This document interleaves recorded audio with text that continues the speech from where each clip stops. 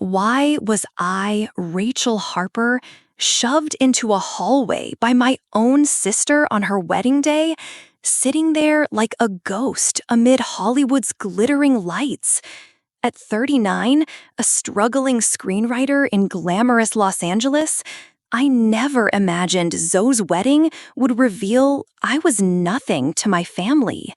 This morning, before my mirror, I smoothed my sapphire silk dress, clutching a velvet box with a silver bracelet I'd saved a month's pay for, heart full of hope for a warm reunion. But Zoe's mother-in-law, Margaret's smirk echoes. Only close family gets a table. And Zoe's words, a knife, no one notices you anyway, Rachel. Before I share what made Zoe and my parents face the truth at my Netflix series premiere, drop a comment with where you're watching from. And if your family ever said you weren't good enough, leave one word for that feeling. Mine's invisible. Hit like if you fought to prove your worth. I grew up in an upscale Los Angeles neighborhood, in a California-style home with lush green lawns and vibrant hydrangeas, where every family photo hid deep unfairness. My parents, Diane and Paul Harper, were successful. Dad, a real estate developer, mom, an event planner for Hollywood stars.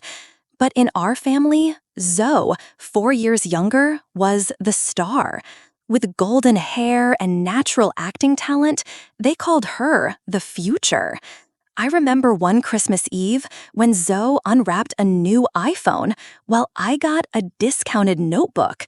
Zoe needs encouragement to shine, Mom said, avoiding my eyes. Worse, Dad once said to my face, "Rachel, learn from Zoe. She's the one who will make us proud." Hollywood auditions made their favoritism stark. When Zoe landed a big commercial, they hired an acting coach. But when I won a screenplay award at a local film festival, Mom shrugged. "Writing's nice, but you should find a stable job." The only one who saw me was Grandma Evelyn. At her Malibu cabin, she listened to my dreams of filmmaking. "Rachel, you've got a fire in your heart," she said, eyes gleaming. "Don't let anyone snuff it out." Her words were the light guiding me through my family's darkness. I floored the gas down Sunset Boulevard, my old car rattling toward the glamorous Beverly Hills hotel where Zoe's wedding was set. Today, I just wanted to bask in my sister's joy, forgetting years of being overlooked by family. A velvet gift box sat on the passenger seat, holding a silver bracelet I'd spent a month's pay on, hoping it'd make Zoe smile. Los Angeles buzzed with sunshine, music spilling from bars, but a bad feeling crept in. Was I about to be pushed aside again? Share in the comments if you've ever walked into a family event with hope, only to feel out of place from the start. My life's been a battle for recognition. As a screenwriter and actor, I'm used to failed auditions, directors' head shakes, and skeptical looks from Hollywood producers. One said, "You've got talent, but no star quality." Meanwhile, Zoe, my sister 4 years younger, was our family's shining star. With golden hair and a smile that melted hearts, she was hailed by our parents, Diane and Paul Harper, as Hollywood's gem. Dad, a real estate developer, and Mom, an event planner for stars, bragged about Zoe's small TV role. "Zoe was born to shine," Mom said, eyes sparkling. "Me? Rachel, get a stable office job," Dad suggested, as if my filmmaking dreams were a joke. I remember a rare family dinner years ago. No phones, just us. Zoe gushed about a new audition, and my parents hung on every word, nodding with praise. I chimed in, sharing that my first screenplay made it to an indie film festival. "Good job, Rachel," Mom said, voice flat, then turned to Zoe. "Have you rehearsed your crying scene? It's crucial." I swallowed hard, feeling pushed out of the table, though I sat right there. My parents weren't cruel, but their favoritism cut deeper each year. They bankrolled Zoe's acting classes and casting trips, while I paid my rent, script writing courses, and picked myself up after every rejection. The only one who saw my worth was Grandma Evelyn. Summers at her Malibu cabin, I'd sit with her, sharing scripts and stories I dreamed of bringing to the screen. "Rachel, you've got a fire in your heart," she said, gripping my hand. "Your family may not see it, but the world will." Her words lit my way through failed auditions, sleepless nights revising scripts, and moments I doubted my strength. Evelyn was the only one who made me believe I wasn't invisible. Today, I stepped into the hotel, the air thick with expensive perfume and guest laughter. Crystal chandeliers gleamed, tables draped in white silk, and hashtag Zoe and Mark forever flashed on big screens. I smiled, trying to blend in, but that bad feeling grew. I checked the seating chart, scanning dozens of names. Mine wasn't there. A flustered staffer pointed me to the hallway. There, by the coat rack, was a small, lonely table. No flowers, no name card, like I was an uninvited guest. I stood frozen, heart tightening. Must be a mistake, I told myself. But then Margaret, Zoe's mother-in-law, approached, eyes icy. "Only close family gets a table," she said, lips curling into a smug smirk. Zoe, radiant in her wedding dress, appeared beside her, giggling. "No one notices you anyway, Rachel." I turned to my parents, standing a few steps away, hoping they'd speak up. But Diane just shook her head, whispering, "Rachel, don't make a scene. It's Zoe's day." Paul shrugged, as if my banishment to the hallway was natural. I stared at them, the people who should have protected me, seeing only indifference.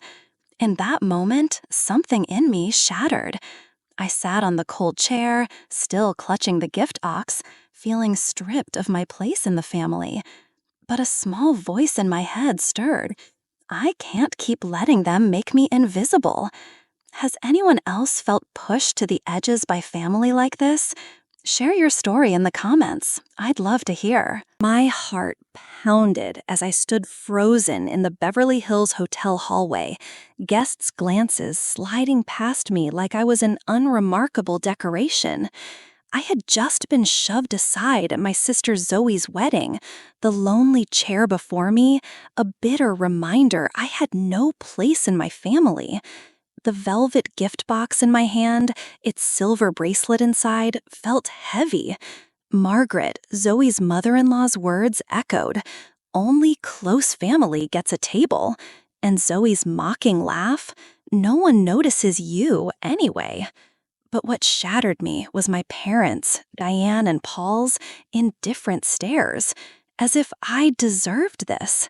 Has anyone felt erased by their family right in front of them? Share in the comments. I need to know I'm not alone. That moment yanked me back to years of being overlooked. I recalled my high school graduation party when my parents threw a lavish dinner for Zoe's acceptance to a top acting school. My screenwriting scholarship earned just a pat from Dad. "Nice work, Rachel, but Zoe needs focus for her big career." Or the time I saved for a ticket to my first indie film premiere, only for Mom to say, "Rachel, I'm busy taking Zoe to a casting. You can go alone, right?" Each time, I told myself to be strong. But now, on this cold chair, I felt like a failure. Guests settled in the ballroom, clinking glasses and laughter drifting through the glass doors. Peeking through, I saw Zoe, radiant in her wedding dress, flanked by my parents, camera flashes relentless. Hashtag Zoe and Mark forever glowed on giant screens, as if the world worshipped my sister. I bowed my head, gripping the gift box, fighting tears. Can't just sit here, I thought, but my feet felt glued. Then a server passed, his sympathetic glance lingering. "You okay?" he asked softly. I nodded, throat tight. A stranger's kindness against my family's apathy was the final straw. I shot up, determined not to let them see me crumble. I marched into the ballroom, finding Zoe amid the crowd. She was beaming, arm linked with her groom, but her smile faltered when she saw me. "Rachel, what are you doing?" she asked, irritation creeping in. I held up the gift box, voice shaky but firm. "If I don't matter, I'm leaving." Zoe paled, stammering, "Wait, don't overreact. It's my day." Margaret, nearby, sneered, "She's just seeking attention, Zoe. Ignore her." The crowd began murmuring, curious eyes on me. I turned to Diane and Paul, hoping, just once, they'd defend me. Mom grabbed my arm, whispering urgently, "Rachel, sit down. Don't embarrass Zoe." Dad shrugged, muttering, "You always complicate things, Rachel."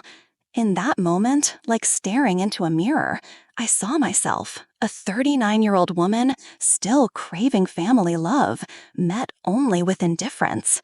Years of pain erupted, but instead of crying, a strange strength surged. I pulled free from Mom, locking eyes with Zoe. "Congrats," I said, voice calm but sharp, "but I'm done being invisible." I set the gift box on a nearby table, turned, and walked out of the ballroom. Whispers from guests, Zoe's cry of, "Rachel, come back," trailed me, but I didn't stop. I passed the hallway, that lonely chair, and reached the parking lot. Los Angeles sparkled under the night sky, but inside me, a fire ignited. I slid into my car, hands tight on the wheel, tears finally falling. "They want me invisible," I whispered, "but I'll make the world see me." Have you ever had to walk away from a place you weren't welcomed? Tell me in the comments, what helped you rise? Neon lights from Melrose Avenue's bar signs flickered through my window as I, Rachel Harper, curled up in my tiny apartment, hands trembling as I opened my laptop. I just left my sister Zoe's wedding, where I was shoved into a hallway like a ghost. Margaret's sneer echoing, "Only close family gets a table," and Zoe's cutting words, "No one notices you anyway." But what broke my heart was my parents, Diane and Paul's indifferent stares, as if I belonged nowhere in our family. That night, I vowed not to let them silence me. Has the world ever turned its back on you, yet you wanted to scream you exist? Share in the comments. I need your stories. The pain from that hallway dragged me back to years of being overlooked. I recalled a rare family dinner years ago. No phones, just us. Zoe gushed about her new Netflix role, my parents hanging on every word, nodding with pride. I jumped in, sharing that my first screenplay made Sundance.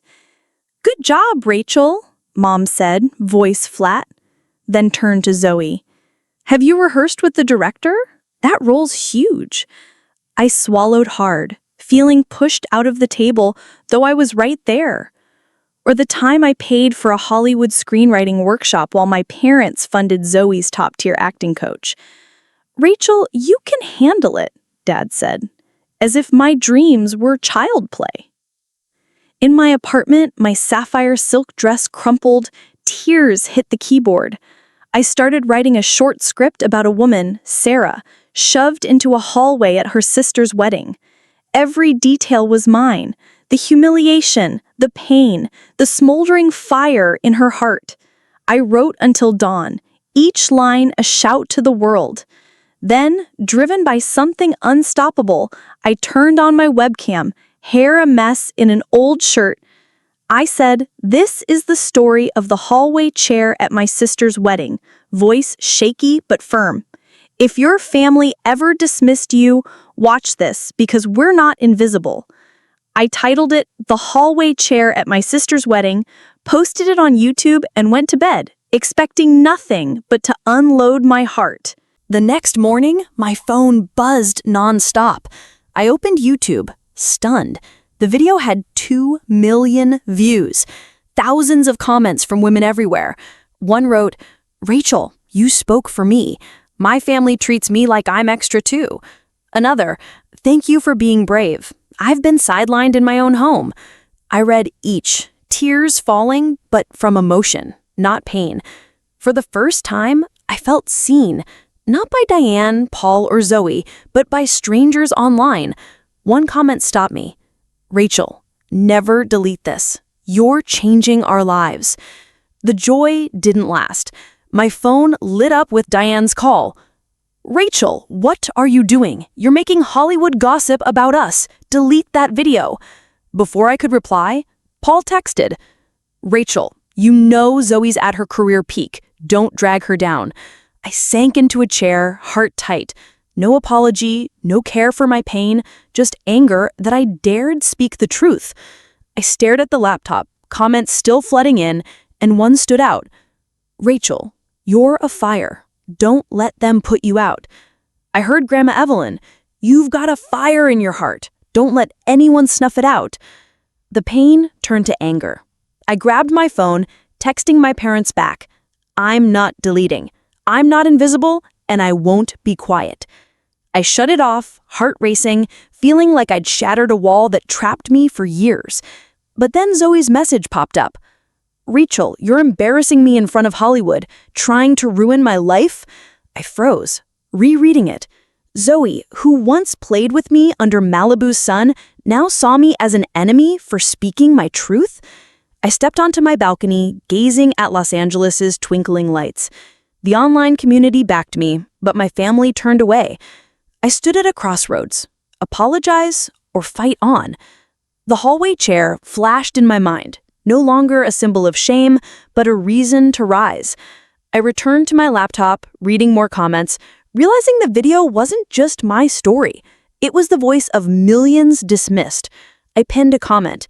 "Thank you for sharing. Tell me, what made you stand up for yourself?" Deep inside, a seed was planted. This video wasn't just defiance. It was the start of something bigger, something I couldn't yet see. I whispered to myself, "They want me invisible, but I'll make the world hear me." Have you ever turned pain into strength to change your life?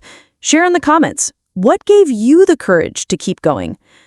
I stood at a bustling Wilshire Boulevard coffee counter, the rich espresso scent mixing with Los Angeles's morning buzz. Rachel Harper here, reeling from a wild week after my YouTube video, The Hallway Chair at My Sister's Wedding, hit 2 million views, giving voice to countless women dismissed by family. I never imagined that cold chair at Zoe's wedding would lead to a life-changing email. Margaret's sneer, "Only close family gets a table," and Zoe's jab, "No one notices you anyway," now fuel my fire. But what turned me from an unknown screenwriter to Hollywood's new name? Share in the comments if you've had a moment when your pain became your greatest strength. Just a week ago, I was curled up in my apartment, facing Diane and Paul's criticism for daring to share the hallway chair truth. Zoe even texted that I'd ruined her life in front of Hollywood. But YouTube comments, "Rachel, you're a fire. Don't let them put you out," gave me courage. That morning, I checked my email, expecting more audition rejections or overdue bills. Instead, a Netflix email appeared, titled, "Contract for Miss Harper's Script." I read it repeatedly, heart pounding. They loved the short script in my YouTube video, wanting to develop it into a series about family and self-assertion. A 6-figure deal with me as lead writer? I sank into a chair, disbelieving. Then a memory hit, like a plot twist, clarifying everything. In high school, I wrote a short play for drama class about a girl abandoned by family but empowered through art. Zoe, then 13, stole it, presenting it as hers in a school contest. She won, and my parents beamed. "Zoe's so talented." I stood in the auditorium's corner, swallowing tears, too scared to speak up. Later, confronting her, she shrugged. "You write well, but I perform better. Who cares who wrote it?" My parents never asked, and I learned to stay quiet. Now, staring at Netflix's email, I realized the hallway chair script wasn't just today's story. It was my voice, stolen by Zoe long ago, finally heard by the world. That truth ignited a blaze in me. I was no longer the girl bowing to family favoritism. I signed the Netflix deal, feeling like I'd declared war on years of being overlooked. The next day, I was invited to a local talk show, the host calling me Hollywood's new voice. Articles popped up in Variety and Deadline, hailing me as the screenwriter inspired by a hallway chair. I walked into Netflix's office, producers greeting me like a star. "Your story's touching millions," an exec said. "We want this series to soar." I nodded, but in my heart, I thought of Grandma Evelyn, who said, "You've got a fire in your heart." She was right. But Hollywood isn't all glitz and glamour. As news of my deal spread, Zoe texted, "Sis, we need to talk. I don't want people thinking I'm the bad guy." I paused, rereading. Zoe, who once stole my script, now worried about her image. Diane called soon after, voice saccharine. "Rachel, we're proud, but can you tell the press we always supported you?" Paul texted, "Rachel, don't let personal stuff hurt Zoe. She's up for a big role." I gripped my phone, that hallway chair flashing before me. They didn't care about my success, just Zoe's reputation and the family's image. I stood before my apartment mirror, seeing myself not the girl who bowed anymore. I recalled Malibu when Evelyn showed me a book about women overcoming odds.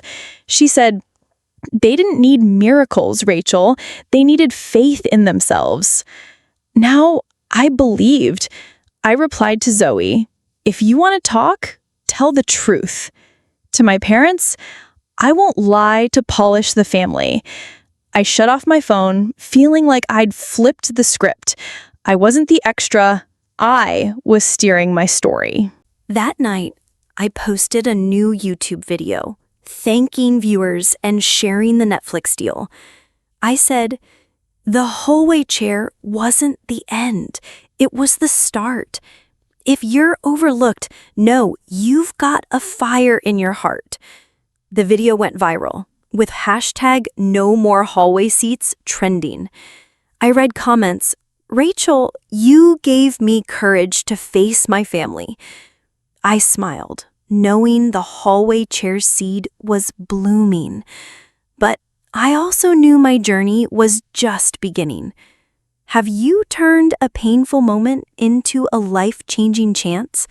Tell me in the comments, what sparked your fire to keep going? I stood on the Dolby Theater stage, blazing lights shining down, thunderous applause echoing from hundreds at the premiere of my Netflix series, No More Hallway Seats. Rachel Harper here once pushed into a hallway at my sister's wedding, deemed invisible by my parents, Diane and Paul, and mocked by my sister-in-law's mother-in-law, Margaret. Only close family gets a table. Tonight, I was the center, not the extra.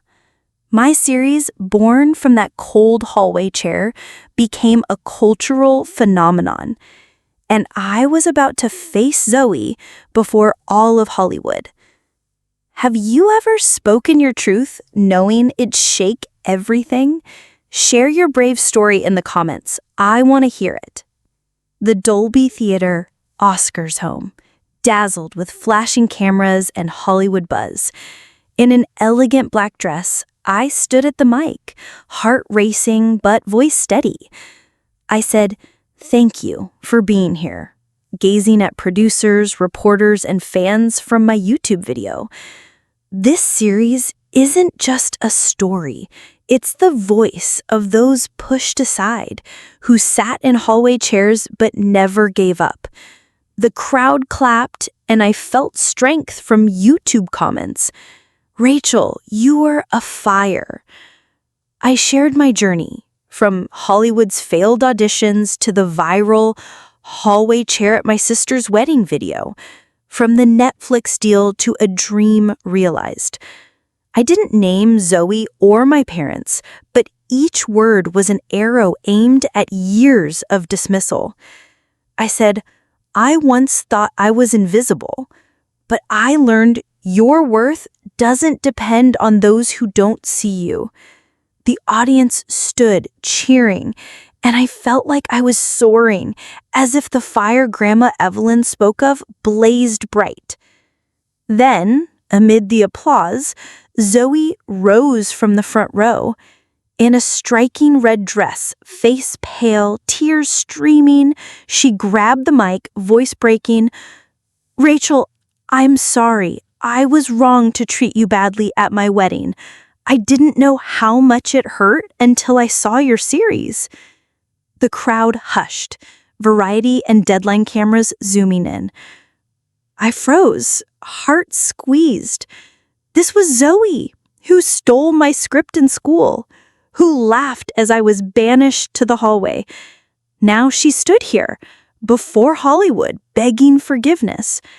Part of me wanted to hug her, to believe my sister had changed. But memories of being sidelined, Zoe's smirk, and my parents' apathy surged like a wave. I gripped the mic, meeting her eyes.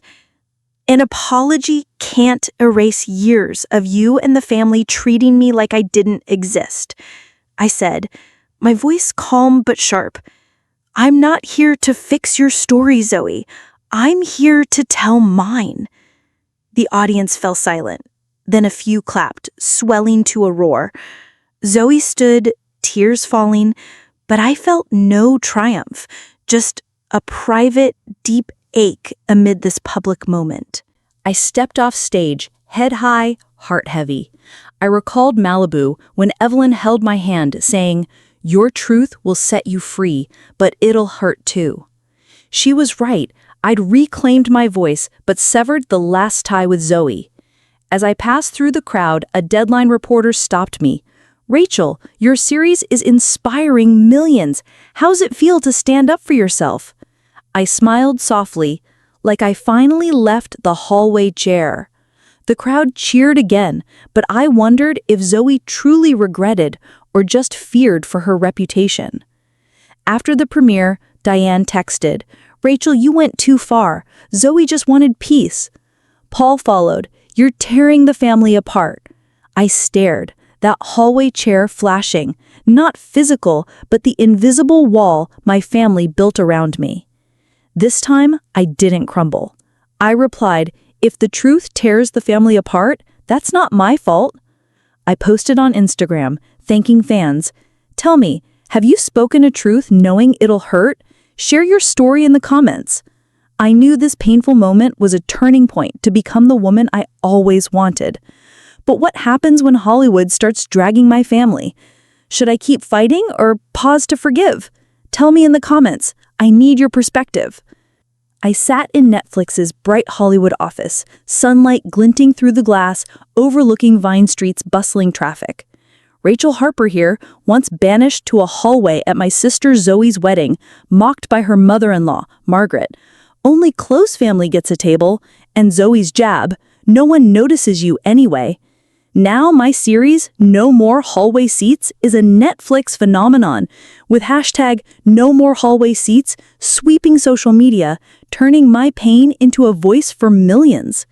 After rejecting Zoe's apology at the premiere, I thought that was the end. But what made Hollywood turn on my family, and how did that pain become my strength? Share in the comments if you've turned a devastating moment into triumph. I want your story. The series hit Netflix's top trending in a week, racking up millions of views, with Variety and The Hollywood Reporter praising it as the voice of the overlooked. But No More Hallway Seats stunned me. Women everywhere posted on X, Instagram, and TikTok, sharing tales of being sidelined by family.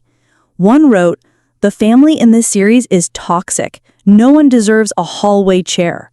Another, Rachel, you gave me courage to speak my truth. Reading them, tears fell, Not from sadness, but from connection with strangers who saw me when my family didn't. But the buzz didn't stop at support.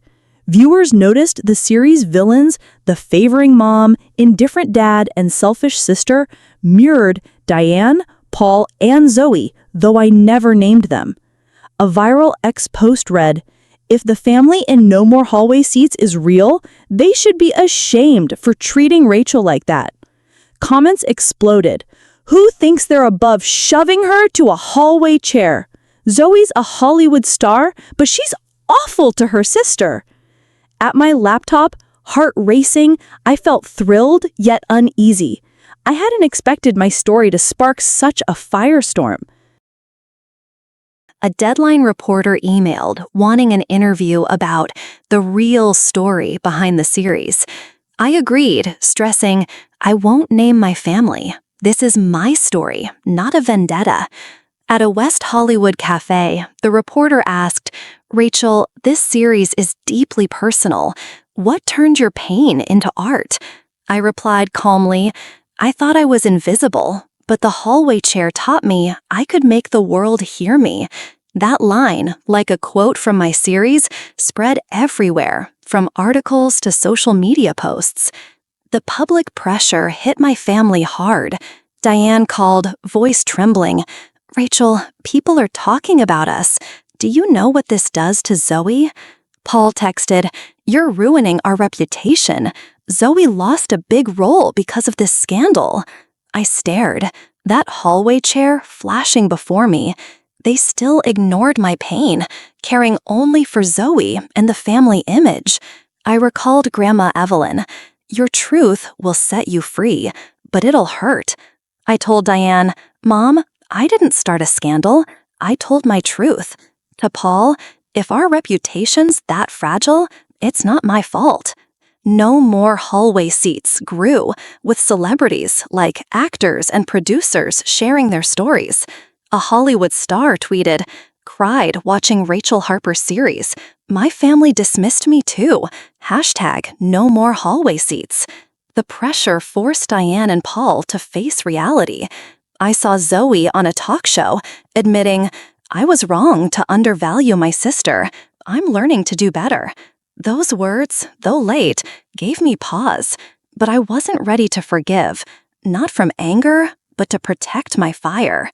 At my laptop, I read fan comments. "Rachel, you changed how I see my family. My hallway chair pain was now strength." I posted a new YouTube video saying, "Thanks for making my story our voice. Tell me, when did you turn pain into power?" It went viral, with thousands sharing personal tales. The series wasn't just my win, it symbolized the sidelined. But as Hollywood condemned my family, I wondered, where will this truth lead us? Should I keep telling it, or try to mend with my family? Share your take in the comments. I need your view. I sat in a cozy Silver Lake cafe, my latte cooling on the table, Los Angeles sunlight glinting through the window. Rachel Harper here, once thinking victory was making Hollywood see my family's wrongs, with No More Hallway Seats a Netflix sensation, and #No More Hallway Seats sweeping social media. After rejecting Zoe's apology at the premiere and watching the public slam Diane and Paul, I thought I'd won. But today, as they stood at my door, I realized true victory is finding peace within myself. Have you ever had to choose between forgiveness and protecting yourself? Share your story in the comments. I want to hear it. Just weeks ago, I stood on the Dolby Theater stage, saying no to Zoe before hundreds, refusing her apology for years of family dismissal. #No More Hallway Seats exploded, with thousands of women on X and Instagram sharing tales of being sidelined. Diane and Paul texted, begging me to calm the public to save Zoe's Hollywood star status. But I didn't. I'd spent a lifetime bowing to their favoritism, and now I chose to stand tall, letting my series tell the truth, not for revenge, but to claim my worth. One afternoon, my apartment buzzer rang. I opened the door to find Diane and Paul holding a handwritten letter. faces etched with worry. Diane stepped forward, voice shaky. "Rachel, we were wrong. We didn't realize how much we hurt you."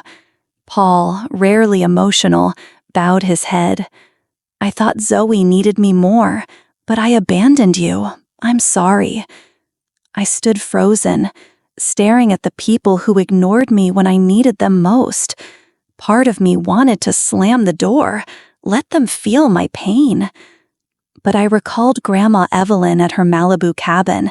Forgiveness doesn't erase the past, it frees you. I invited them in, my small apartment quiet, except for the ticking clock. Diane opened the letter, reading aloud. "Rachel, we were wrong to put Zoe above you. We saw you through our expectations, not who you are. We want to make it right, if you'll let us." I listened, heart still aching, but no longer angry. "Do you remember when I shared my first script in school?" I asked softly. "You said it was just a hobby, while Zoe was praised for a small role. Do you know how that felt?"